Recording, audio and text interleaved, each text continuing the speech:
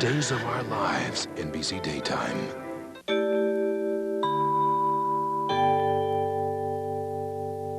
Later on The Tonight Show, experience Jay's one night with McCool Paul Reiser.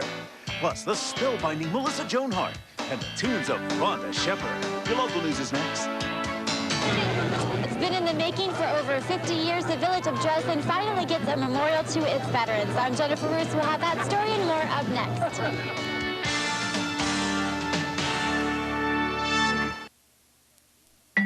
This is WHIZ-TV Zanesville, your hometown television station since 1953. Now WHIZ-TV reports the latest local, state, and national news, our exclusive AccuWeather forecast, and sports from around the corner and around the country. This portion of the news is sponsored by Century National Bank, your bank of a lifetime. Good evening, everyone, and thanks for joining us this Memorial Day. I'm Julie Datko. More than 1.4 million Americans have given their lives fighting for our country, and today is a time to proudly remember their ultimate sacrifice. The village of Dresden, along with the rest of the United States, honored those brave men and women on this Memorial Day. In celebration, the village had a parade and unveiled a long-awaited memorial to the citizens of Dresden who fought with love and dignity.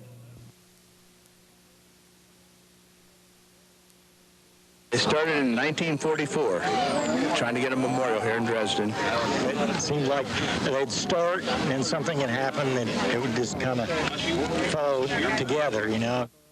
But this time around, a woman with true patriotic spirit decided to make sure the memorial came to be. Was at Kelly Island and had seen their Vets Memorial. So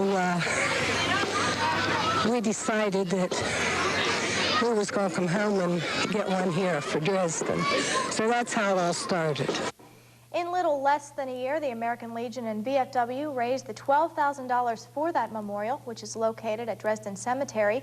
Sally Miller, whose brother John Mattingly died in Vietnam, was there with her entire family for the unveiling. Very patriotic family, but to see the community here to join in, that makes me feel really, really good. And hopefully people are educating their children and teaching them that someone paid a price for their freedom. Feels great. It really feels great. We're really proud of it. And we think it should have been here long before this, but as it is, we have it now. The village also planted a green ash tree at the cemetery in honor of World War II veterans. The tree is one of 10,000 that came from General Eisenhower's farm, a group that's being planted all over the U.S. World War II veterans were also being thought of in Washington, D.C. today. President Bush signed off on a new memorial, but not everyone agrees with its location. More now from Chris Clackham. More than 1 million wounded or killed, America's costliest war still causing conflict to this day. On the day America honors its war dead, President Bush signed a bill to allow construction of the controversial World War II memorial. Our nation must always remember their heroism and humility and terrible suffering. And that memory must be and will be preserved on the Washington Mall. The signing, though, comes amid criticism that the design is too grandiose and will detract from the open space between the Lincoln Memorial and the Washington Monument.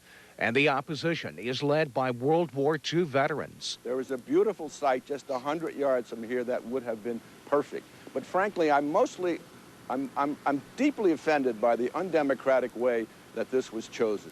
Freeze it!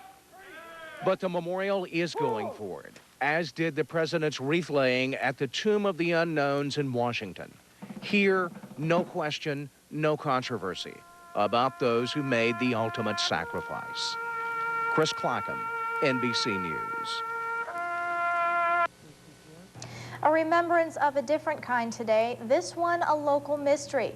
Family members of Fred Brooks III planted flowers and made signs to remember a loved one. Brooks was found dead under a trailer at Seacrest Auditorium exactly